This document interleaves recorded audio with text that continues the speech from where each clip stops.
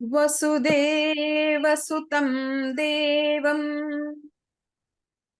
कंसचाणूरमर्दनं देवकी परमानन्दं कृष्णं वन्दे जगद्गुरुं श्रीकृष्णं वन्दे जगद्गुरुम्।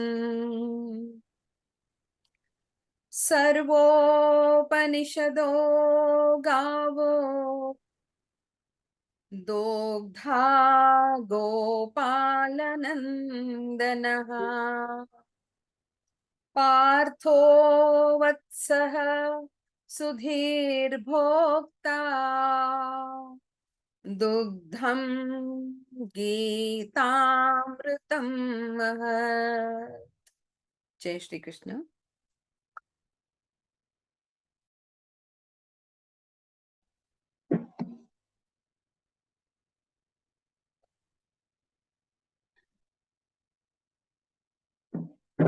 ओम जी, आप म्यूट पे हैं।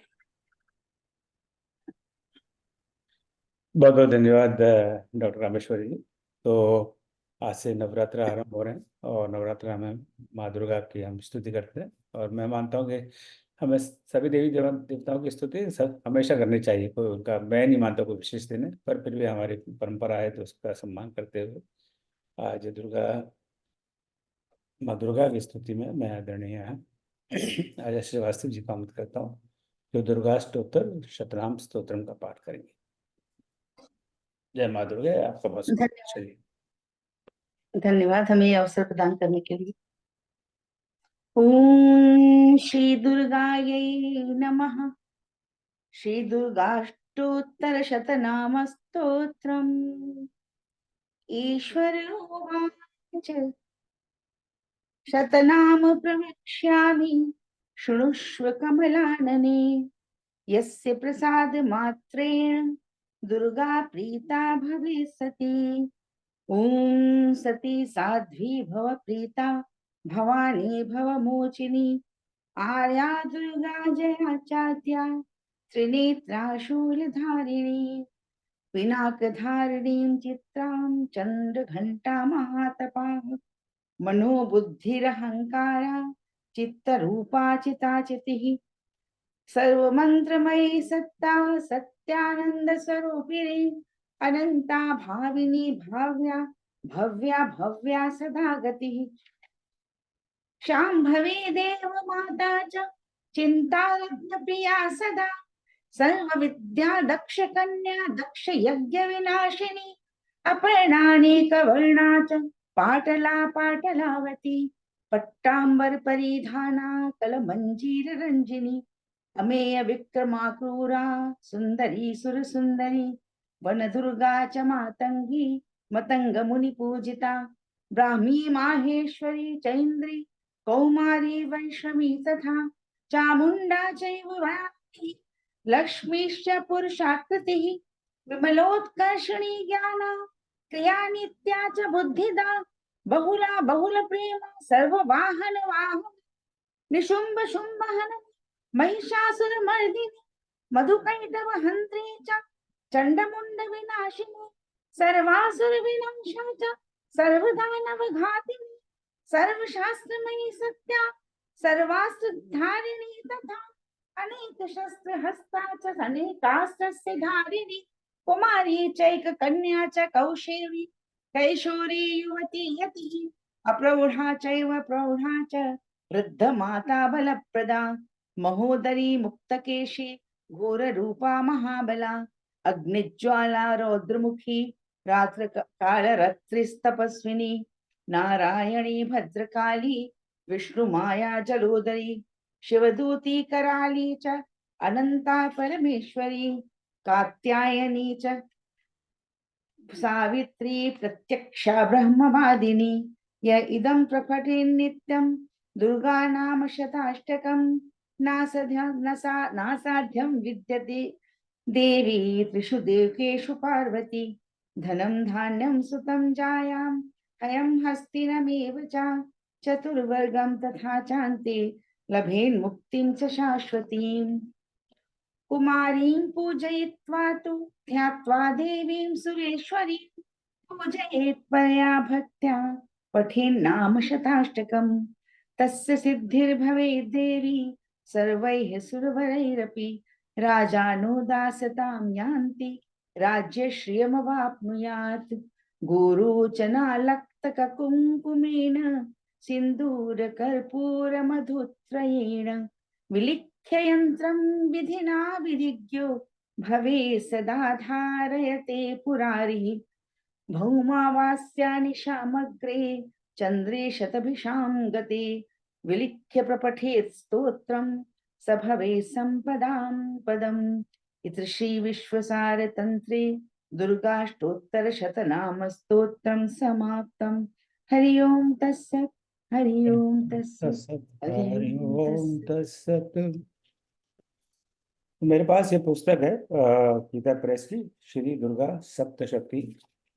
तो इसको आप चाहे तो गीता प्रेस, वैसे सब ये ये सारी वाली आजकल ऑनलाइन अवेलेबल है, वही पुस्तक आपके पास है, ऑनलाइन अवेलेबल है। तो इसमें आरंभ में ही ये दुर्गा स्तोत्र शतनाम स्तोत्र में। तो आश्चर्य की बात है, ये शंकर जी पार्वती जी से कहते हैं, कमला नैने अब मैं अष्टोत्तर शतनाम का वर्णन करता हूँ, सुनो जिसके प्रसाद पाठ या श्रवण से साध्वी भगवती दुर्गा प्रसन्न होती हैं। और फिर वे भगवान शंकर उनके 8 नाम का वर्णन करते हैं। सबसे पहले सती, फिर साध्वी, बहुप्रीता और 108वां ब्रह्मवादिनी। फिर शंकर भगवान कहते हैं, देवी पार्वती जो प्रतिदिन दुर्गा के इस अष्टोत्तर शतनाम का पाठ करता है उसके लिए तीन लोकों में कुछ भी असाध्य नहीं। वह धन्य धान्य पुत्र स्त्री घोड़ा हाथी धर्म आदि 4 पुरुषार्थ तथा अंत में सनातन मुक्ति को भी प्राप्त कर लेता है। कुमारी का पूजन और देवी सुरेश्वरी का ध्यान करके पराभक्ति के साथ उनका पूजन करें और फिर अष्टोत्तर शतनाम का पाठ आरंभ करें। देवी जो ऐसा करता है उसे सब श्रेष्ठ देवताओं से भी सिद्धि प्राप्त होती है। राजा उनके दास हो जाते हैं, वह राज लक्ष्मी को प्राप्त कर लेता है। गोरोचन, लाक्षा, कुमकुम, सिंदूर, कर्पूर, घी, चीनी और मधु, इन वस्तुओं को एकत्र करके इनसे विधि पूर्वक यंत्र लिखकर जो विधिज्ञ पुरुष सदा उस यंत्र को धारण करता है वह शिव के तुल्य मोक्ष रूप हो जाता है। भौमवती अमावस्या की आधी रात में जब चंद्रमा शत विशाख नक्षत्र पर हो उस समय इस स्तोत्र को देखकर जो इसका पाठ करता है वो संपत्तिशाली होता है। तो कुल मिलाकर इसमें 21 श्लोक हैं और पहले 15 श्लोक में उनके 108 नामों की स्तुति है और बाद में शेष वर्ण है जो मैंने आपको पढ़ के पढ़ा है। तो बहुत बहुत धन्यवाद आशा जी, आपने इसका पाठ करने के लिए। तो बस माँ दुर्गा को प्रणाम करते हुए उनसे हम आशीर्वाद मांगते हैं कि हमारी ये गीता का कोर्स भली बात चले और हमें इसे सब साथ मिलकर इसका अध्ययन करें और आगे बढ़ें। तब अब हम गीता के कोर्स में प्रवेश करते हैं।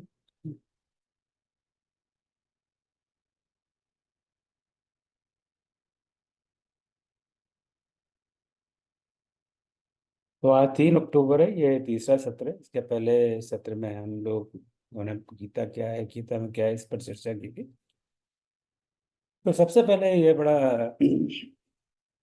महत्वपूर्ण मंत्र है जो हम किसी भी इस प्रकार के कार्य करने के पहले आप आरंभ करते हैं। किस प्रकार के कार्य? जब हम शिक्षा आरंभ करते हैं, एक दूसरे से बांटते हैं, एक दूसरे से सीखते हैं। तो मैं इस मंत्र को पढ़ने का प्रयास करूंगा, उसके बाद में इस पर थोड़ी सी चर्चा करेंगे।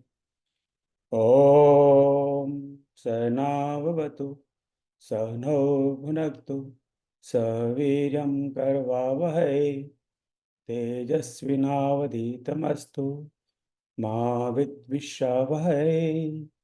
ओम शांति शांति शांति। तो हमारे पास बहुत सारे ग्रंथ हैं। उस उन ग्रंथों में एक ग्रंथों की एक श्रृंखला है, उपनिषदों की एक श्रृंखला है। उसमें एक तैत्तिरीय उपनिषद है और उसके अंदर ये मंत्र है। तो इसका एक अनुवाद इस तरह से है। ओम, हे भगवान, हे परमेश्वर, हे परमपिता, आप हम दोनों की साथ साथ रक्षा करें। यहाँ दोनों से अर्थ होता है कि जो जब शिक्षा का कार्य होता है तो एक शिक्षक होता है, बाकी विद्यार्थी होते हैं। हालांकि इस सभा में ऐसा कुछ नहीं है, यहाँ कोई शिक्षक नहीं है। शिक्षक तो वंदे कृष्णम जगत गुरु में भी कामेश्वरी जी ने बताया, हमारे गुरु भगवान श्री कृष्ण हैं। और तो हम भगवान श्री कृष्ण से, परमात्मा से यही प्रार्थना करते हैं कि हम सबकी वो रक्षा करें, हम दोनों का साथ साथ पालन पोषण करें, यानी हम सब का साथ साथ पालन पोषण करें, हम सब मिलकर महान ऊर्जा और शक्ति प्राप्त करें, और हम दोनों की विद्या तेज पूर्ण हो। ये सब मैं समझता हूँ सबसे महत्वपूर्ण पंक्ति है आज के संदर्भ में, क्योंकि हम यहाँ पर कुछ विद्यार्जन के लिए एकत्रित हुए हैं, और हम आपस में कोई एक दूसरे से द्वेष ना करें। माँ विद्वेषा वे, और हमारी तीनों तापों से मुक्ति हो। तो इस मंत्र का पाठ जब भी कभी कोई नया शैक्षणिक ज्ञान अर्जन या इस तरह का कार्यक्रम हो, तब करने की परंपरा है। और हम सब देख रहे हैं कि हम क्यों करते हैं, क्योंकि हम परमपिता से प्रार्थना करते हैं कि जिस यज्ञ को आज हम आरंभ कर रहे हैं वो हमारा यज्ञ सफल हो, हमारी विद्या तेजपूर्ण हो। पर एक यहाँ पर जब ये मैं सोच रहा था इस मंत्र के बारे में, और मुझे बताया गया कि हम शांति शांति शांति 3 बार करते हैं। कभी भी आप कभी भी किसी भी धार्मिक अनुष्ठान में देख लीजिए, प्राय जब शांति कह के हम नहीं रुक जाते, हम शांति शांति शांति 3 बार कहते हैं। अब यही प्रश्न एक खड़ा होता है कि 3 बार क्यों, 4 बार क्यों नहीं, 7 बार क्यों नहीं, 1 बार क्यों नहीं। तो हमारे इन सारे प्रश्नों के उत्तर हमारे ग्रंथों में हैं। यही है कि हमें थोड़ा प्रयास करना है उनको ढूंढने का। तो ये इसका उत्तर तैत्तिरीय उपनिषद में ही है। जब ये मंत्र है, उसके पहले आगे तैत्तिरीय उपनिषद में ये मंत्र है, तो वहां पर इसका स्पष्टीकरण किया है, तो उस पर थोड़ी सी बात कर लेते हैं। तो जो तैत्तिरीय उपनिषद में कहा गया है कि जो 3 प्रकार के ताप होते हैं, ताप यानी तप, दुख, संताप। तो 3 तरह के दुख होते हैं, 3 तरह के क्लेश होते हैं, 3 दुख। देखिए इस भौतिक संसार में हम सब को कुछ न कुछ दुख है, कुछ न कुछ क्लेश है, कुछ न कुछ परेशानी है, कुछ न कुछ हमें लगता है कि ठीक नहीं। तो 3 तरह के क्लेश हैं। एक है आदि भौतिक, और ये मैं तैत्तिरीय उपनिषद से कह रहा हूँ। आदि भौतिक, दूसरा है आदि दैविक, तीसरा है आध्यात्मिक। आदि भौतिक पर मैं बाद में बात करता हूँ, पहले आदि दैविक की बात कर रहा हूँ। आदि दैविक मतलब जो हम समझते हैं कि जो दो क्लेश है, वो देव ने हमें दिया है। देव जब, जैसे कि कोई प्राकृतिक आपदा आ जाए, कोई बाढ़ आ जाए, भूकंप आ जाए, तो बाढ़ आती है, भूकंप आता है, तो हम भगवान को ही दोष देते हैं, भगवान तुमने ये क्या कर दिया। साइक्लोन आ जाए, या कोई आप यात्रा पर गए हो, वहाँ भूस्खलन हो जाए, और हमें आए दिन समाचार मिलते हैं कि लोग यात्रा पर गए हैं, बद्रीनाथ केदारनाथ की यात्रा पर गए हैं, और वहाँ पे एकदम भूस्खलन हो गया और बस गिर गई और लोग, इतने सारे लोग मर गए। तो उसके लिए कोई व्यक्ति विशेष उत्तरदायित्व नहीं है। प्राय हम ये कहते हैं कि ये भगवान की मर्जी से हुआ है, या भगवान ने किया है, या दैविक आपदा है, देव आपदा है। तो एक तो वो आपदा है जो जिसको हम दैविक आपदा कहते हैं, आदि दैविक आपदा। और इसी संदर्भ में दूसरी भाषा में गोस्वामी तुलसीदास जी ने रामायण उत्तरकांड में भी लिखा है, दैहिक दैविक भौतिक तापा। 3 तरह के ताप हैं, दैहिक दैविक भौतिक तापा। और राम राज्य में ये तीनों ताप किसको व्याप्त नहीं होते थे। ये उत्तरकांड में ये चौपाई है, जब रामायण क्लास में इसका हमने अध्ययन किया हुआ है। सो जो प्रकृति द्वारा किए गए ताप है, दिए गए ताप है, वो है दैविक ताप। और उसके मैंने आपको कुछ उदाहरण दिए। तो जब एक बार हम शांति कहते हैं, तो हम ये कहते हैं कि हे भगवान, सब जगह शांति हो, यानी किसी को कहीं भी कोई इस तरह का दैविक ताप ना हो। यानी हम ये विश्व कल्याण की भावना से करते हैं। सबसे महत्वपूर्ण बात है विश्व कल्याण, मेरे लिए नहीं, मेरे परिवार के लिए नहीं, मेरे पड़ोसी के लिए नहीं, सारे विश्व के लिए। कहीं बाढ़ ना आए, कहीं कोई तूफान ना आए, कहीं कोई इस तरह का संकट ना आए, कहीं कोई साइक्लोन ना आए, कहीं भूकंप ना आए। यानी ये विश्व की सद्भावना, ये पहली शांति है। विश्व की शांति के लिए हम प्रार्थना करते हैं। दूसरा हम देखते हैं आदि भौतिक। आदि भौतिक है जो ताप, जो कष्ट हम जीव एक दूसरे को देते हैं, जाने अनजाने। राइट। अब चलते फिरते हम जो चल रहे हैं और कोई हमको एक पत्थर मार देता है, तो वो पत्थर से हमें चोट लग जाती है, तो हमें कष्ट हुआ। अब वो कष्ट किसी व्यक्ति ने दिया, किसी और जीव ने दिया। या चलते फिरते हमें कोई कुत्ता काट जाए, वो भी एक कुत्ता भी एक जीव है। तो कुत्ते के ताप से हमारा, उसने काट लिया, अब हमें अस्पताल जाना पड़ेगा और वहाँ इंजेक्शन लगेंगे और वो परेशानी तो है ही। तो जो ताप हम एक दूसरे को देते हैं, उसमें सारे जीव आ गए। वो ताप है आदि भौतिकता। तो इस पर हम थोड़ा बहुत कंट्रोल कर सकते हैं। तो हम प्रभु से प्रार्थना करते हैं कि किसी को या आदि भौतिक पाप या संकट प्राप्त ना हो। यह है दूसरी शांति। यानी कोई किसी को कष्ट ना दे। राइट। अब इसी श्लोक में कहा है माँ विद्विषाव है। हम किसी एक दूसरे से ईर्ष्या ना करें। अगर हम ईर्ष्या करना छोड़ दें तो ये आदि भौतिक ताप अपने आप ही समाप्त हो जाएंगे। ज्यादा कई बार हम आदि भौतिक ताप इसलिए होता है क्योंकि हम एक दूसरे से ईर्ष्या करते हैं। अरे उसका बेटा तो आईआईटी में चला गया, मेरा बेटा नहीं है, अब इसका किसी न किसी तरह कोई नुकसान किया जाए।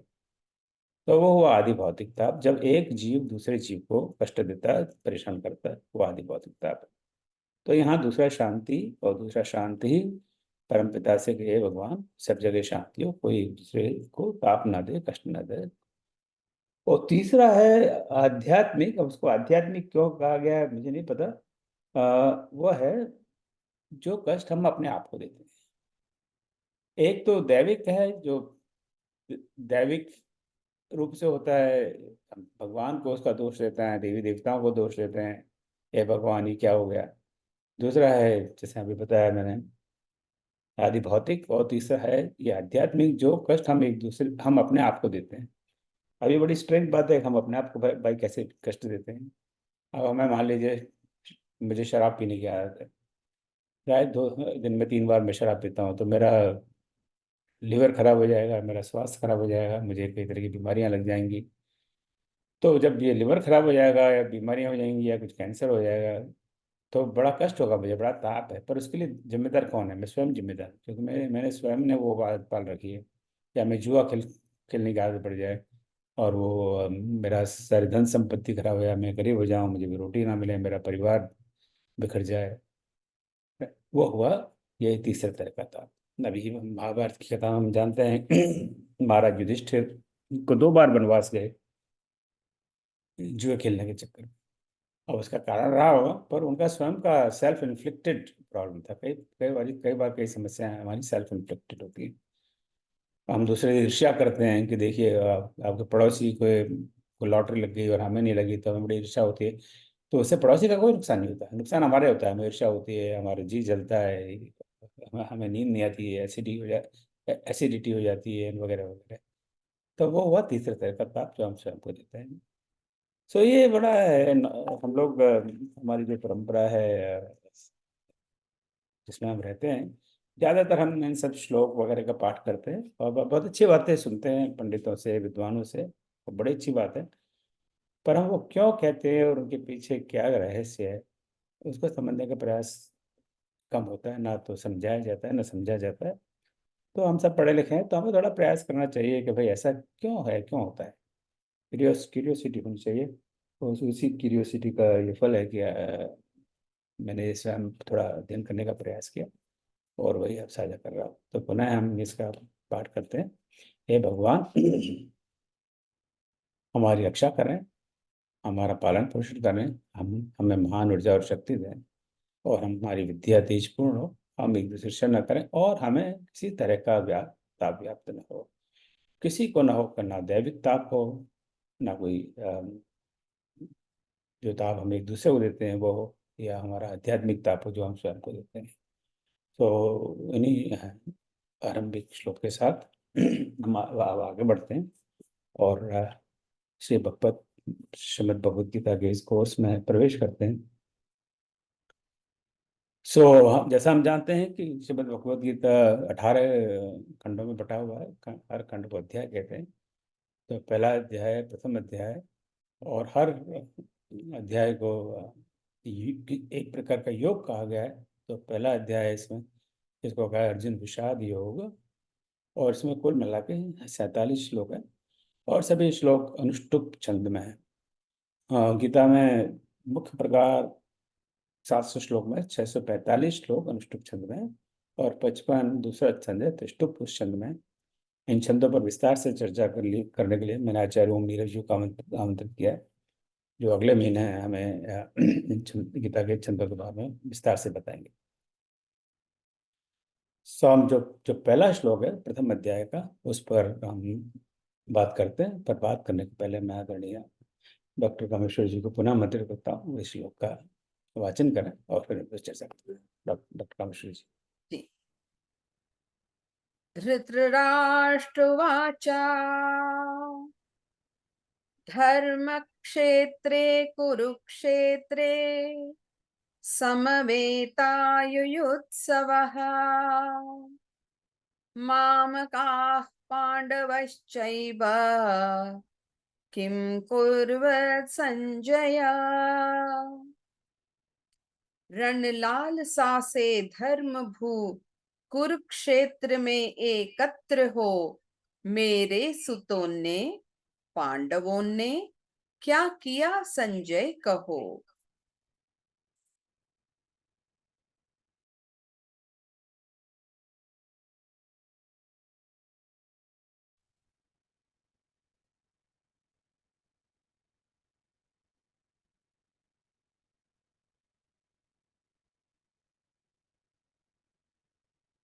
इसको मैं पूरा नहीं कर पा रहा हूँ, स्लाइड को फुल स्लाइड शो। हाँ, चलिए। यहाँ से श्रीमद् भगवद गीता का आरंभ है, जहाँ पर धृतराष्ट्र कहते हैं। ये पहला श्लोक धृतराष्ट्र का है, जो धृतराष्ट्र ने कहा है, और पूरी भगवद गीता में धृतराष्ट्र का कोई और श्लोक नहीं है। पूरे 700 श्लोक में उनको चांस तो मिला, पर एक श्लोक कहने का चांस मिला, बाद में वो सिर्फ एक श्रोता हैं, वो सुनते हैं। तो धर्म क्षेत्रे कुरुक्षेत्रे समवेता युयुत्सव मामकः पांडवाश्चैव किम कुर्वत् संजय, ये श्लोक है। और हमने क्या किया है इस क्लास के लिए, हर श्लोक में 2 पंक्तियां होती हैं, तो हमने इस तरह का नोटेशन संकेत का प्रयोग किया है कि जो 3 नंबर है वहाँ 1.1.1, 1.1.1 और 1.1.2। तो पहला जो संख्या है वो उस अध्याय क्रम है, पहला अध्याय 1। फिर दूसरा जो क्रम है उस श्लोक का क्रम है, उस अध्याय में पहला श्लोक। और जो तीसरा नंबर है वो 1 और 2 है। 1 यानी उसकी पहली पंक्ति और दूसरी उसकी दूसरी पंक्ति। ठीक है। तो कभी हमें पता आवश्यकता, हम कहेंगे कुम कुर्वता, ये शब्द है या ये पद है, ये पहले अध्याय के पहले श्लोक के दूसरी पंक्ति में है। कई वर्षों पहले बड़े पंडित ये हुए दीनानाथ भार्गव दिनेश जी, इन्होंने श्रीमद् भगवद गीता का पद्य में अनुवाद किया, और बड़ा ही सुंदर अनुवाद है, और बड़ा ही श्रम का काम है, और इससे इनका पांडित्य बिल्कुल दिख रहा है कि कितने बड़े ज्ञानी हो। तो उसी श्लोक को जो संस्कृत में इन्होंने सरल हिंदी में लिखने का प्रयास किया है पद्य में। ये काम बहुत मुश्किल है, बहुत सरल नहीं है, और ऐसा प्रयास बहुत लोगों ने किया और अभी भी कर रहे हैं। अभी भी मैं 2 व्यक्ति को जान रहा से परिचित हूँ जो इस हिंदी में लिखने का प्रयास कर रहे हैं। तो इससे थोड़ा सा, जिनको संस्कृत नहीं आती है, जैसे मेरे जैसे लोग हैं, संस्कृत का बहुत कम ज्ञान है, उनके लिए थोड़ा सरल हो जाता है उस श्लोक को समझने में। रणलाल सा से धर्म भू कुरुक्षेत्र में एकत्र हो, मेरे सुतों ने पांडवों ने क्या किया संजय को। तो ये धृतराष्ट्र कहते हैं। अब इस कोर्स में उद्देश्य है कि हम न केवल श्लोक को समझें, वो महत्वपूर्ण है, परंतु श्लोक में जो भी शब्द हैं उन शब्दों को समझें। संस्कृत में जब शब्दों का प्रयोग होता है किसी काव्य रचना में या किसी गद्य रचना में, तो उनको शब्द ना कहकर पद कहते हैं। हिंदी में तो हम शब्द ही कहते हैं, जैसे मैं जा रहा हूँ तो मैं एक शब्द है, जा एक शब्द है, आदि आदि, ये राइट। पर संस्कृत में अगर मैं कहूँ अहम गच्छामि, तो अहम एक शब्द ना होकर उसको हम कहेंगे पद है, गच्छामि दूसरा पद है। तो संस्कृत में अगर है तो उसको पद, और हिंदी में तो शब्द। इस कोर्स के अंदर हम दोनों शब्दों का प्रयोग करेंगे, कभी पद कहेंगे कभी शब्द कहेंगे, पर for the sake of clarity मैंने आज ये थोड़ा स्पष्ट कर दिया। तो यहाँ पे पहले पद में, पहली पंक्ति में 4 पद है, धर्म क्षेत्र, कुरुक्षेत्र, समवेता, युत्सव। दूसरी में भी 4 ही हैं, मामका, पांडवाश्चैव, दूसरा पद, तीसरा किम कुरुत संजय। तो संस्कृत समझने की जिनको संस्कृत का ज्ञान नहीं है, जैसे मुझे कोई ज्ञान नहीं है, तो सबसे ज्यादा मुश्किल तब इसलिए होती है कि संस्कृत में पदों को जोड़कर एक पद बनाया जाता है। तो कई बार दो दो पद को मिलकर एक जोड़, कई बार 3 को, कभी 4 को, कई बार बहुत सारे पदों को मिलकर एक शब्द बनता है। और जब बहुत सारे पदों को मिलाकर, बहुत सारे शब्दों को मिलाकर एक शब्द बनता है, तो फिर वो समझना मुश्किल हो जाता है। तो हमें उसको शब्द को समझने के लिए, उस पद को समझने के लिए हमें ये देखना पड़ेगा कि वो पद किन किन पदों को मिलकर बना है, और उस प्रक्रिया को कहते हैं पदच्छेद, पद का छेदन। राइट। तो उस पद को हम ऐसा प्रयास करेंगे, उस पद को किन किन पदों से मिलकर बना है उनको आइडेंटिफाई करें। राइट। तो उस प्रयास में 2 महत्वपूर्ण चीजें, एक तो समास, व्याकरण में जो है समास, यानी 2 शब्दों को मिलकर एक नया शब्द बने, तो वो है समास। जैसे हिंदी में कहें पवन सुत, पवन एक शब्द है, और वायु और सुत मतलब बेटा। पर जब हम पवन सुत कहते हैं, ना तो वो वायु है ना वो बेटा है, तो हम तुरंत पता लगता है वो हनुमान जी है, तो उसका अलग ही अर्थ निकलता है। राइट। तो पवन सुत। या गज आनन, गजानन, गज जैसा जिसका आनन है, तो गज यानी हाथी, आनन यानी मुंह, हाथी का मुंह। पर गजानन हम पता है, हम गणपति जी को कहते हैं, गणेश जी को कहते हैं।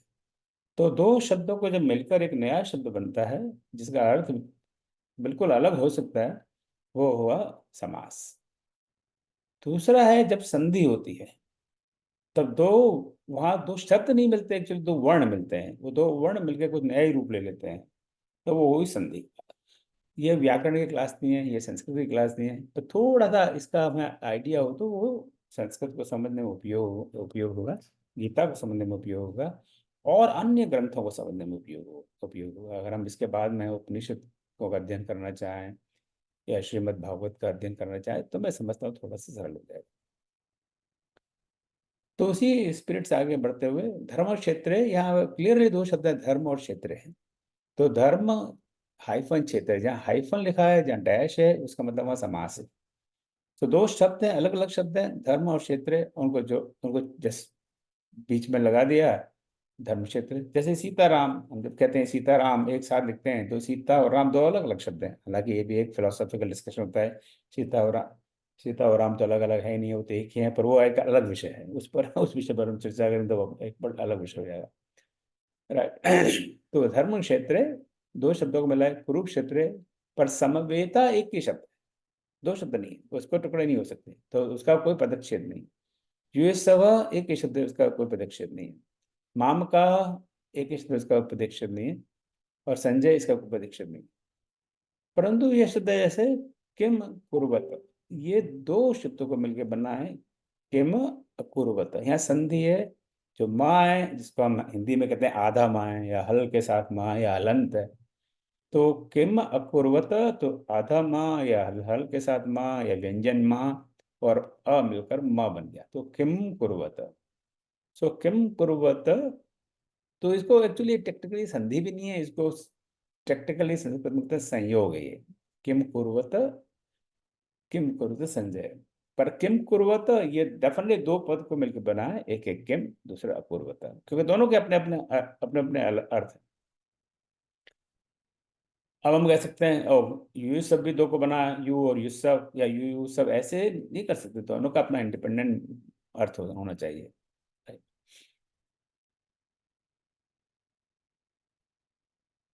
अब समवेताह एक शब्द है, और युसव दूसरा शब्द है, तो ये दोनों शब्द जब एक साथ आते हैं, या 2 पद जब एक साथ आते हैं, तो संस्कृत के व्याकरण के नियम के अनुसार पहले शब्द में जो विसर्ग है, जो 2 डॉट्स हैं, उसका लोप हो जाता है।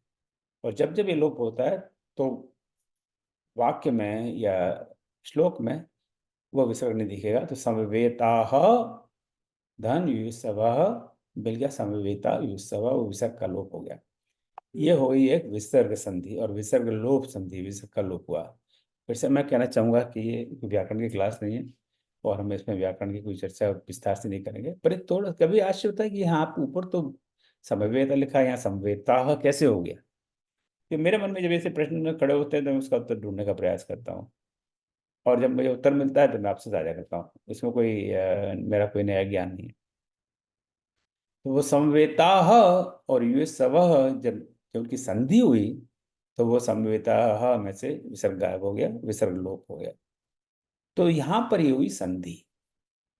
ताहा ह और वो यू, उनको जब मिला गया तो संधि। एक और बात वो थोड़ी सी अलग है संस्कृत में, मेरा ऐसा मानना है कि जब हम हिंदी तो हम सब लोग पढ़े हुए हैं, जब हिंदी में हम संधि करते हैं तो 2 शब्द चिपक जाते हैं, राइट। जैसे राम अवतार, राम अवतार, राइट। तो म और अ चिपक के एक ही शब्द बन गया राम अवतार।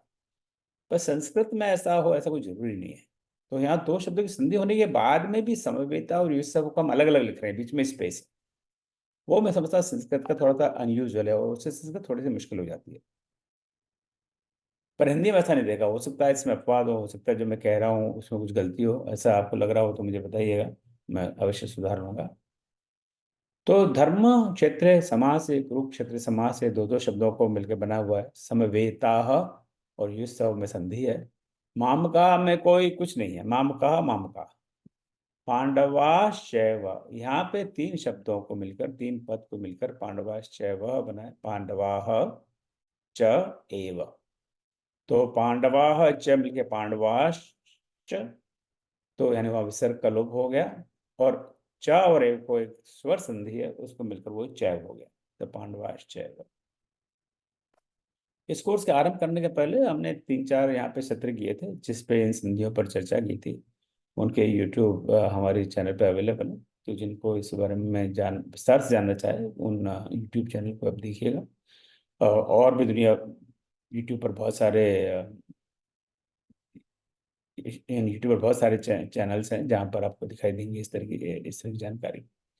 तो पांडवा च एव किम अकुर्वत संजय, तो यहाँ पर ये संधि है। तो इसको कहते हैं पदक्षेप।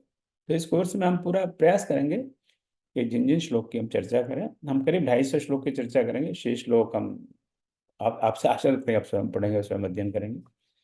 पूरी भगवद गीता का हम अध्ययन करने का हमारा मन है, परंतु कोर्स में सब श्लोकों का इतना विस्तार से चर्चा नहीं हो सकता, इतना समय नहीं रहता। तो इसलिए हमारा हमारा गोल ये है कि करीब 250 श्लोक के आसपास चर्चा करें। तो ये हुआ पहला स्टेप पदक्षेप का। अब पदक्षेप के बाद में आता है स्टेप अन्वय। अन्वय का अर्थ है कि जो बात पद्य में कही गई है संस्कृत में, उसी बात को हम गद्य में कहें, क्योंकि हम जानते हैं कि गद्य में समझना पद्य से सरल होता है। हिंदी में भी कोई कविता है, कई बार कविता को समझना थोड़ा मुश्किल हो जाता है, तो उसको हम हिंदी गद्य में लिखते हैं तो वो समझना सरल हो जाता है। अब हम जानते हैं रामायण में इतनी सारी चौपाइयाँ हैं, दोहे हैं, उनको हम पढ़ते हैं तो समझ में नहीं आती हैं, पर उसके पीछे नीचे टीका लिखी होती है विद्वान के द्वारा, उसका हिंदी अनुवाद एक तरह से, और वो समझ में आ जाता है। तो इसी बात को अगर गद्य में लिखा जाए तो कैसे लिखा जाएगा, और यहाँ पर ये जो पदक्षेप हमने किया ये काम आ जाता है। धृतराष्ट्रोवाच हे संजय धर्म क्षेत्रे कुरुक्षेत्रे युसव समवेता मामका च पांडवा किम अकुर्वत, अकुर्वत अकुर्वत नहीं। तो वही उन्हीं शब्दों को हमने एक हिंदी नहीं संस्कृत के वाक्य के रूप में लिखा। तो आप हम ये श्लोक देखें और ये अन्वय देखें तो इमीडिएटली हमें स्ट्राइक हो जाएगा कि ये इसको समझना काफ़ी सरल है। हालांकि अभी भी हो सकता है कई चीज़ हम ना समझें, और नहीं समझने का सबसे बड़ा कारण होता है कि हमारी लिमिटेड डिक्शनरी, हमारी वोकेबुलरी है, हमारे जो शब्दकोश है बहुत लिमिटेड है। और हमारा शब्दकोश अगर लिमिटेड है तो हमें कैसे समझ में आएगा। जो हम जब हमने इंग्लिश पढ़ना शुरू किया तो इसी बात पे जोर दिया गया कि अपनी वोकेबुलरी बढ़ाओ, रोजमर्रा नए शब्दों को उनका अर्थ समझो, उनकी स्पेलिंग समझो। और वही बात यहाँ लागू होती है। कोई भी नई भाषा सीखने के लिए ये बहुत महत्वपूर्ण है कि उसके शब्दों को हम जानें, उनको कैसे लिखा जाता है, उनका अर्थ क्या है, सभी कोई नई भाषा हमें सीखने को मिले।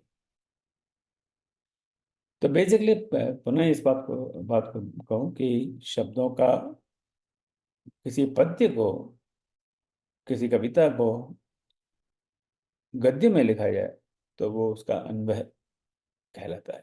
और ये बात मैं मानता हूँ हर भाषा में लागू होती है, चाहे वो हिंदी हो चाहे कोई और भाषा हो। पद्य में थोड़ा मुश्किल होता है समझना, और उसको एक बार सीधे गद्य में लिख दें वो थोड़ा सरल हो जाता है। अब उनकी डिक्शनरी में उन शब्दों का तो अच्छा ये तो हो गया उसका अन्वय। हे संजय धर्मचित्रे कुरुक्षेत्र युवत्सव समवेता पाम का च हे पांडवा की मकर होता। अब ये गद्य इसको हम गा नहीं सकते। अब ये कामेश्वरी जी ने बड़े सुंदर स्वर में हमको ये गा के बताया, धर्मचित्रे कुरुक्षेत्र समवेता युवत्सव। मैं तो गा नहीं सकता, तो आप बहुत अच्छा गा सकते हैं, बड़ा आनंद आता है, पर गद्य को हम नहीं गा सकते। गद्य गेय नहीं है, पद्य गेय है। गीता गीता को तो जैसे हमने पिछली क्लास में बताया था, गीता है ही वो गीत, भगवान का श्रीमद् भगवत गीता, श्री भगवान का दिया हुआ गीत, और गीत वही है जो गाया जा सके, पर गद्य को नहीं गा सकते। इसको हम गाने जाएंगे तो हमारी हंसी उड़ेगी, तो गाने की जरूरत नहीं है। अब इसका अर्थ जब हमें समझ आएगा, जब इसके हर शब्द का अर्थ बताओ, तो हम देखते हैं धृतराष्ट्र ने उवाच कहा। तो ये कहा शब्द जहाँ जहाँ भी भगवान श्री कृष्ण कहेंगे, जहाँ जहाँ भी संजय कहेंगे, अर्जुन कहेंगे, वहाँ ये उवाच शब्द आएगा। श्री भगवान उवाच, श्री अर्जुन उवाच, इस तरह से। तो यहाँ पे जैसे धृतराष्ट्र उवाच या धृतराष्ट्र उवाच, उसकी संधि विच्छेद के वर्ण धृतराष्ट्र उवाच। संजय, हे संजय, धर्म क्षेत्र में, कुरुक्षेत्र में युयुत्सव, युद्ध की इच्छा रखने वाले, समवेता एकत्रित, और ये शब्द बार बार दोबारा आएंगे। तो एक बार हमें इसका अध्ययन कर लें, याद कर लें कि इसका क्या अर्थ है, तो दोबारा जब आएगा हमें उस श्लोक को समझने में बड़ी सुविधा रहेगी, सरलता रहेगी। तो है संजय, धर्म क्षेत्र में, कुरुक्षेत्र में युद्ध की इच्छा से समवेता, जो एकत्रित, माम का मतलब मेरे, च मतलब और। अब च शब्द तो बार बार आता है, हम जानते हैं। एव निश्चय, एव शब्द एक ऐसा है, एक अव्यय है। इस ये बड़ा जो अव्यय हैं बड़े कॉम्प्लिकेटेड हैं, इनके कई जगह जगह पर अलग अलग अर्थ होते हैं। और गीता की तो आपको पता है सैकड़ों सैकड़ों टीका हैं, और आपको अब देखेंगे उन टीकाओं में तो कहीं कोई अर्थ होगा, कहीं कोई अर्थ होगा, कहीं कोई होता है। तो इसके डिबेट और चर्चा में हम नहीं पढ़ेंगे, क्योंकि जैसा भी विद्वानों ने सोचा है उसी प्रकार की रचनाएं हुई हैं। पांडवाः, पांडवों के, किम किम क्या, अकुर्वत किया। तो हमने सारे शब्दों का हिंदी में अर्थ दिया। अब एक बार हिंदी में अर्थ हो जाए फिर तो आगे समझना बहुत सरल है। फिर से हम पूरा श्लोक हम देख लेते हैं। धृतराष्ट्र ने कहा, ये पूरा श्लोक का क्या जो था, धर्म क्षेत्रे कुरुक्षेत्रे समवेता सब मामका पांडवाश्चैव किम पूर्वत संजय। धृतराष्ट्र ने कहा, हे संजय, धर्म क्षेत्र यानी धर्म भूमि, कुरुक्षेत्र यानी कुरुक्षेत्र में जो युद्ध करने की इच्छा से एकत्रित मेरे, और एव का अर्थ यहाँ दिया निश्चय ही, पांडवों के पुत्रों ने,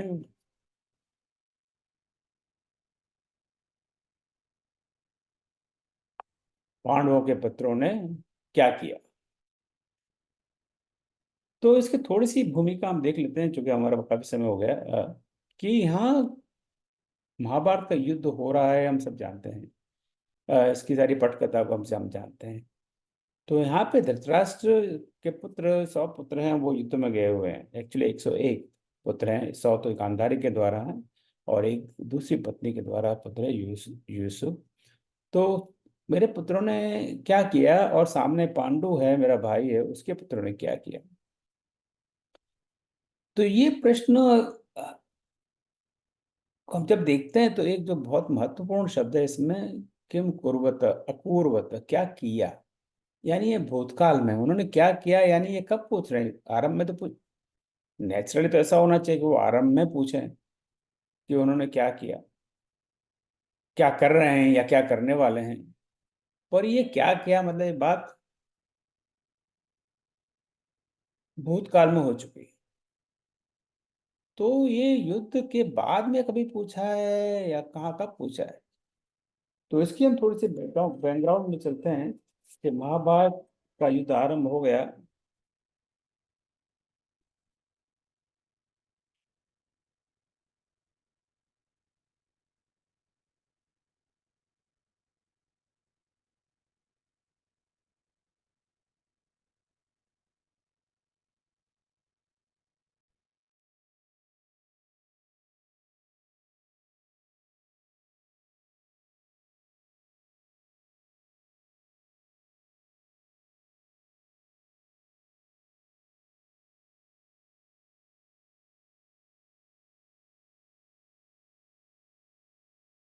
सॉरी, क्षमा चाहता हूँ। तो नेचुरली उनको युद्ध आरंभ के पहले ये प्रश्न शायद पूछना चाहिए कि भाई अब ये वहां सब इकट्ठे हो गए, वो क्या कर रहे हैं, आज क्या हो रहा है। तो ये क्या किया का क्या अर्थ हुआ? तो अगर हम महाभारत को पढ़ते हैं तो हमें पता लगता है कि भगवान वेद व्यास ने युद्ध के आरंभ के पहले धृतराष्ट्र के पास आए थे और उन्होंने कहा कि देखो, अब तो ये युद्ध होने वाला ही है, और युद्ध होने वाला है तो तुम तो युद्ध में जा नहीं सकते, और तुम तो वैसे ही नेत्रहीन हो। तो तुम युद्ध को देखना चाहोगे कि क्या हो रहा है वहां? मैं तुमको दिव्य दृष्टि दे सकता हूँ कि तुम यहाँ बैठे बैठे सब देख सकोगे। तब धृतराष्ट्र ने कहा कि नहीं नहीं, मुझे पता है बड़ा नरसंहार होगा, लाखों करोड़ों लोग मारे जाएंगे, मेरे पुत्र भी मारे जाएंगे, तो मैं उसको नहीं देख पाऊंगा। इतना बड़ा संताप होगा। पर ऐसा करो आप, जो संजय है, जो मेरा मित्र है, जो मेरा सलाहकार है, जो मेरा एडवाइजर है, जो मेरे पास रहता है हमेशा, इसको आप दिव्य दृष्टि दे दो ताकि ये देख सकेगा और ये मुझे बता देगा जब जब आवश्यकता होगी तब। तो भगवान वेद व्यास वो दिव्य दृष्टि संजय को देकर चले जाते हैं। तो होना तो ये चाहिए कि युद्ध के आरंभ में वो संजय को कहते हैं कि बताओ क्या हो रहा है, लेकिन वो होता नहीं है। तो वो संजय से, भगवान वेद व्यास के जाने के बाद में धृतराज संजय से कहते हैं कि हे संजय, ऐसा क्या है, ये थोड़ी सी जमीन के टुकड़े के लिए हम सब राजा लोग, क्षत्रिय लोग आपस में लड़ मरते हैं, अरे और नरसंहार करते हैं, लोगों की जाने जाती हैं, और है क्या, थोड़ा जमीन ही तो है, इसके लिए ऐसा क्यों है? इस जमीन में क्या है, इस पृथ्वी में क्या है, इस पृथ्वी के टुकड़े के लिए?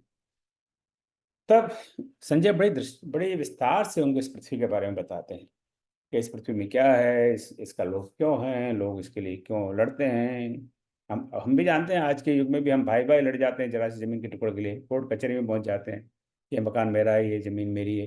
एक दूसरे के शत्रु हो जाते हैं, और यहाँ तक कि कई बार कई जघन्य अपराध भी कर देते हैं। एक भाई दूसरे भाई की हत्या करते हैं, ये कोई अनकॉमन बात नहीं है। आज के युग में हम देखते हैं, क्योंकि उसने जमीन मेरे ले ली है, ये मेरी संपदा ले ली। तो वो ही सब चर्चा करते रहते हैं, इधर युद्ध आरंभ हो जाता है और वही चर्चा चलती रहती है, और युद्ध के बारे में कोई बात नहीं होती है। पर जब युद्ध के 10वें दिन महात्मा भीष्म भीष्म पितामह युद्ध त्याग देते हैं, तब संजय को लगता है कि अब तो मुझे बताना चाहिए, हालांकि उन्होंने मुझे पूछा नहीं है।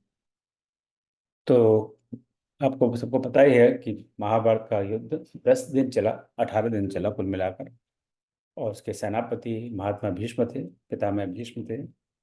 और पहले 10 दिन भीष्म पिता ने बड़े बहादुर से बहादुर से, बड़े श्रम से अ, युद्ध किया, और लाखों विपक्ष के कौरव पांडवों के लाखों सैनिकों का संहार किया, बहुत लोगों को, और फिर भी डटे रहे।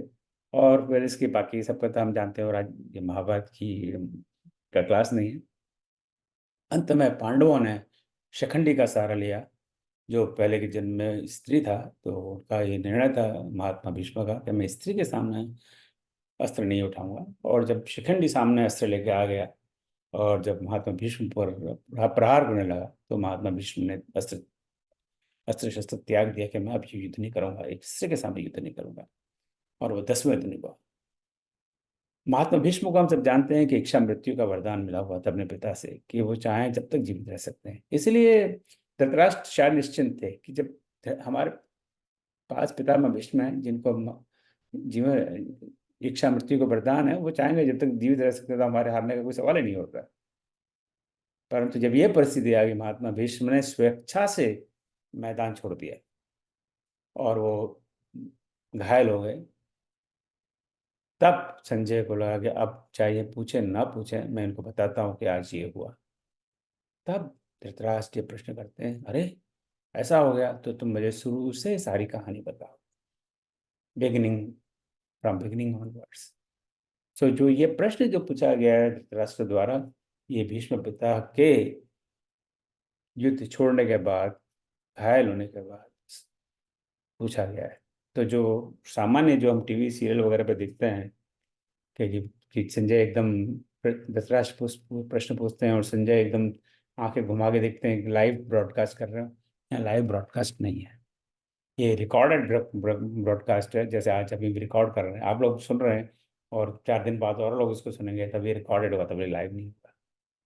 तो ये रिकॉर्डेड ब्रॉडकास्ट है और इसको सब लोग सुन रहे हैं।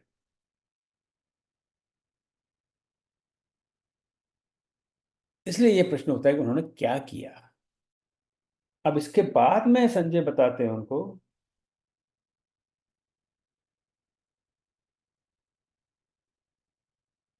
अब आप देखिए श्लोक 1 से 20, सीधे श्लोक 20 पे चले गए। तब संजय बताते हैं उनको कि क्या हुआ इस बीच में। तो जो श्लोक 2 में दुर्योधन अपने गुरु के पास जाते हैं कि हे गुरुदेव, द्रोणाचार्य, देखो ये युद्ध आरंभ होने वाला है। और वो श्लोक 3 से 6 यानी 4 श्लोक में पांडवों की सेना का वर्णन करते हैं कि पांडव की सेना में भीम है, अर्जुन है, अश्वत्थामा है, वगैरह वगैरह। और श्लोक 7 से 11 में वो कौरव की सेना का वर्णन करते हैं कि हमारी सेना में आप हैं, भीष्म पितामह हैं, कृपाचार्य हैं, आदि आदि। यानी श्लोक 3 से 11 यानी कुल मिला के 9 श्लोक में दुर्योधन द्वारा कहे गए हैं, जिसमें वो बेसिकली दुर्योधन पांडवों की और कौरवों की सेना का वर्णन करते हैं कि हमारी दोनों की सेनाओं में क्या है। अब एक प्रश्न आज मेरे मन में खड़ा हुआ कि जब जब संजय कहते हैं तो गीता में लिखा हुआ है संजय उवाच, जब भगवान कहते हैं श्री भगवान उवाच, जब अर्जुन कहते हैं लिखा है अर्जुन उवाच। पर ये श्लोक 3 से 11 में जो दुर्योधन द्वारा कहे गए हैं, वहां पर ये नहीं लिखा दुर्योधन उवाच। ये क्यों नहीं लिखा, मेरे पास इसका उत्तर नहीं है। तो आप लोग इसका उत्तर ढूंढिए और आपको उत्तर कहीं पता लगे तो इस ग्रुप में डालिएगा कि वहाँ दुर्योधन उवाच नहीं लिखा, हालांकि वो पूरे 9 श्लोक 3 से 11 दुर्योधन द्वारा कहे। उसके बाद में भीष्म पिता, श्लोक नंबर 12 में भीष्म पिता शंख बजाते हैं। से शंख से युद्ध आरंभ करने की घोषणा होती है, तो भीष्म पिता शंख बजाते हैं। हालांकि इस बारे में विद्वानों ने अलग अलग टीका की है। कुछ कहते हैं इसलिए उन्होंने शंख नहीं बजाया कि वो युद्ध आरंभ करना चाहते थे, कुछ और कारण रहे होंगे, पर वो भी अगेन हमारे लिए बहुत डिस्कशन का विषय नहीं है आज। तो भीष्म पिता शंख बजाते हैं और उसके बाद में श्लोक 13 से 19 यानी पूरे 7 श्लोकों में पांडवों द्वारा भिन्न भिन्न शंख बजाए गए उसका उल्लेख है। कौरवों द्वारा भिन्न भिन्न शंखों का कोई उल्लेख नहीं है। उन्होंने भी बजाए होंगे परंतु भगवत गीता में इसका उल्लेख नहीं है। हाँ, पांडवों में युधिष्ठिर महाराज ने कौन सा शंख बजाया, अर्जुन ने कौन सा शंख बजाया, इस प्रकार उन शंखों का उल्लेख है। पहले इनके नाम हुआ करते थे। ये शंख आज भी हमें पता है मिसाइल्स होती हैं, उनके नाम होते हैं, ये मिसाइल, वो मिसाइल, फलानी मिसाइल, राइट। तो उनके नाम थे शंखों के।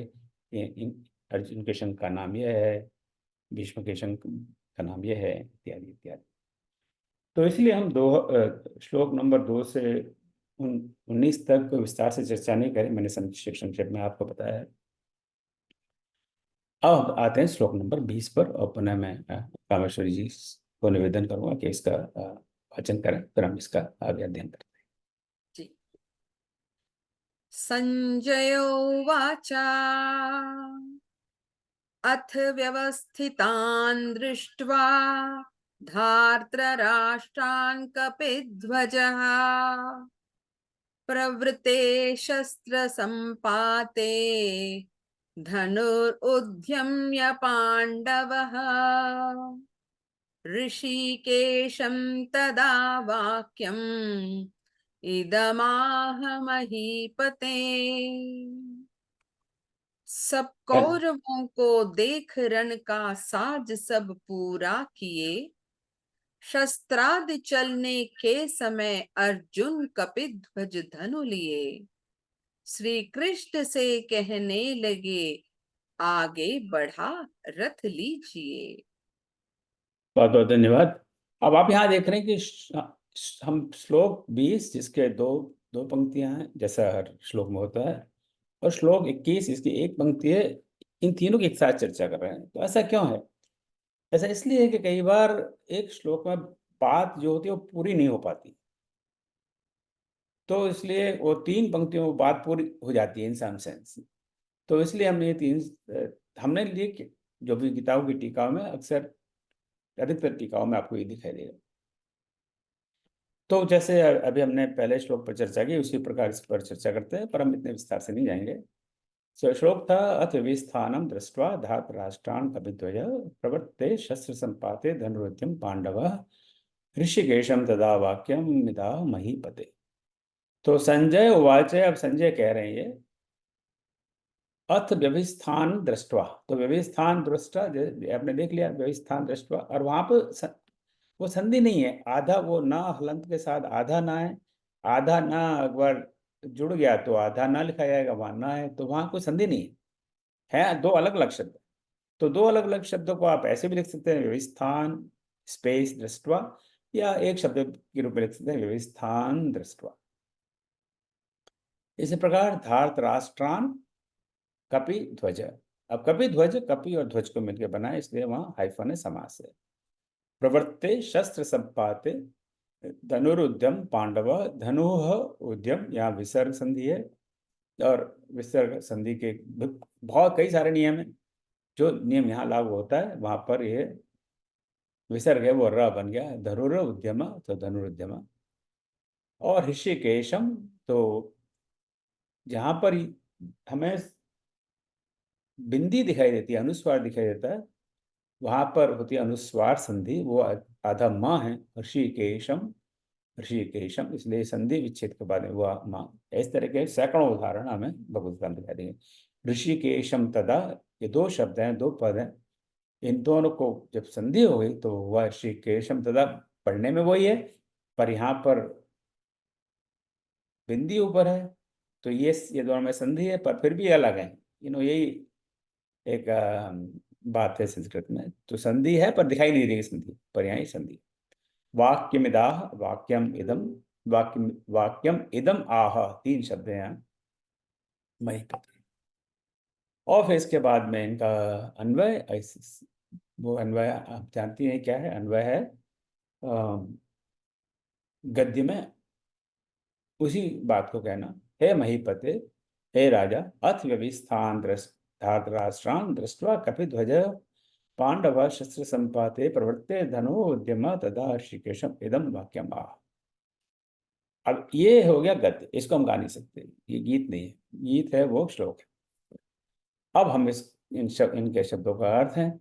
अब ये पावर पॉइंट में पहले पोस्ट कर चुका हूँ, फिर दोबारा कर दूंगा ताकि आप अब हर शब्द पर हम नहीं जाएंगे क्योंकि बहुत समय ले लेगा, और हमारा उद्देश्य तो स्वाध्याय है, हम स्वयं पढ़ें समझें। फिर भी जो 2-4 महत्वपूर्ण शब्द यानी बार बार आते हैं, जैसे दृष्टवा देखना, ये कई बार आएगा कविता में। और हम थोड़ा गैस भी कर सकते हैं, हम दृष्टि कहते हैं ना, हमारी दृष्टि, उसकी दृष्टि बड़ी अच्छी है, तो दृश्य बहुत अच्छा है। सो ये सब है, ये देखने से लेना है। और पांडव, जो पांडव के जो पुत्र हैं वैसे पांडव माने जाते हैं, तो अर्जुन ने यहाँ अक्सर पांडव पांडव किसी भी पांडव के लिए प्रयोग हो सकता है, पर यहाँ पर भगवद गीता में तो अर्जुन ही मुख्य पात्र है। तो अर्जुन ने प्रवृत्त होकर उद्युत होकर, और ऋषिकेश ये भगवान श्री कृष्ण के लिए एक और शब्द है। तो मैंने गत सप्ताह में बताया था, भगवान श्री कृष्ण के कई नाम है, भगवत गीता में कई नाम है, और उसमें एक है ऋषिकेश। कपि ध्वज, कपि यानी हनुमान जी, ध्वज जिसके ध्वज पर हनुमान जी हैं, यानी अर्जुन कपुत ध्वज है। शस्त्र संपाते, शस्त्र चलाने के लिए। धनु तो हम जानते हैं धनुष। तदा, अब तदा शब्द यदा तदा, यदा यदा धर्मस्य ग्लानिर्भवति भारत, तो तदा यानी उस समय, जब तब तब। इदम, इदम शब्द बहुत बार आएगा, इदम यानी ये। आह माने कहे, तो कई शब्द बहुत बार आएंगे, हम बार बार इनको देखेंगे, थोड़ा सा ध्यान रखेंगे तो आगे इसको, गीता को समझना बहुत सरल हो जाएगा। अभी इस थोड़े समय के लिए थोड़ा हमें कष्ट रहेगा, ये भगवान ये तो बड़ा मुश्किल है, पर धीमे धीमे हमें सरल हो जाएगा। जैसे यार बात, हर चीज़ बात, जब हम अंग्रेजी पढ़ना शुरू किया था, एलजेब्रा पढ़ना, बीजगणित जब शुरू हुआ तो पहले एक्स और वाई और जेड, और ये भगवान ये क्या मुसीबत है, और धीमे धीमे वो हमें समझ में आने लग गया। पहली बार वो एक्स वाई जेड तो बोले हम, ये क्या चीज़ होता है, ये गणित के अंदर ये अल्फाबेट्स कहाँ से आ गए। गणित तो होता है, नंबर होते हैं 1 2 3 4 5, और चाहे ज़्यादा दशमलव हो गए, 0.1 0.2, और यहाँ था वही 2x + 3y एक्स वाई। तो पर वो धीमे धीमे हम समझ जाते हैं, शुरू में थोड़ा कष्ट होता है, तो ये बात ध्यान रखना। अब इसका बिल्कुल सरल हिंदी में अर्थ है, हे संजय ने कहा, हे राजा, जिस रथ के ध्वज पर हनुमान है, उस पर सवार अर्जुन अपना धनुष उठाकर तीर चलाने के लिए उद्युत हुआ। आपके पुत्र को देखकर अर्जुन ने श्री कृष्ण से ये वचन कहे। तो अर्जुन तो युद्ध के लिए आए हुए हैं, सारे पांडव युद्ध के लिए आए हैं, सारे कौरव युद्ध के लिए आए हैं, इनके साथ में लाखों करोड़ों लोग सैनिक हैं, तो युद्ध के लिए बड़ा उत्साहित है अर्जुन। और वो उनके अर्जुन के सारथी हैं, तो अपना धनुष तीर उनके पास तैयार है, और वो अर्जुन के सारथी श्री कृष्ण हैं, तो उनको, अब वो उनसे ये वचन कहते हैं, या यूँ कह लो उनको ये आज्ञा देते हैं। अब ये है अगली पंक्ति जो कामेश्वर जी पाठ करेंगे, इसका कामेश्वर जी। जी। अर्जुन उवाच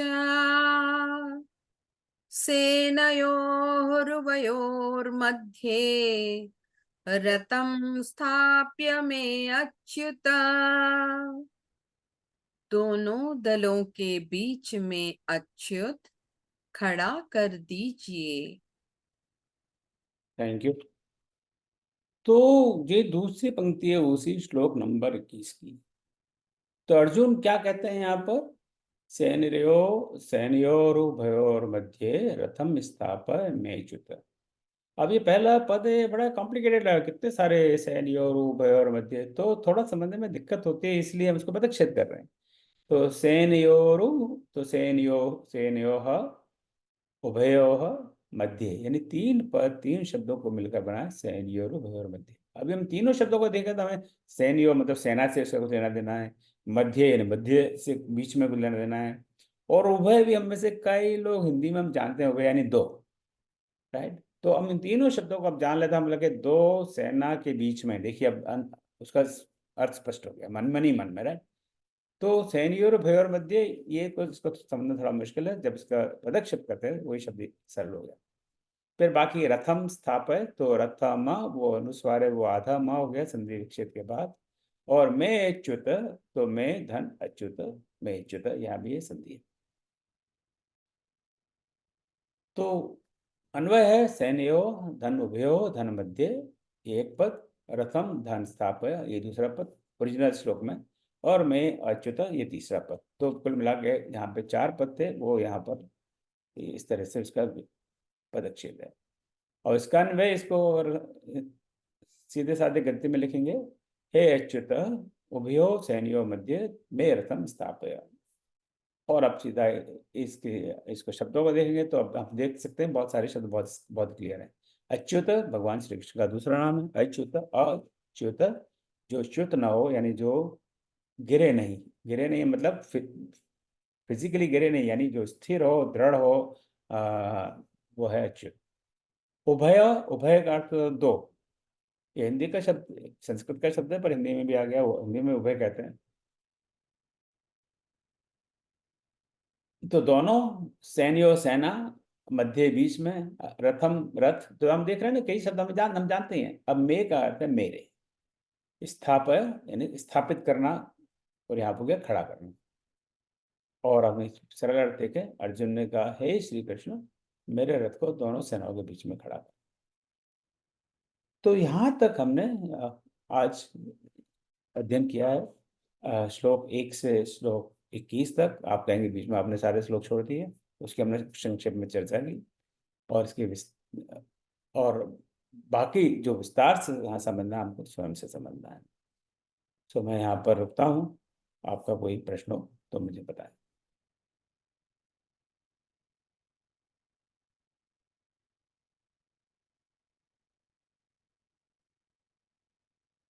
चलिए, बहुत बहुत धन्यवाद।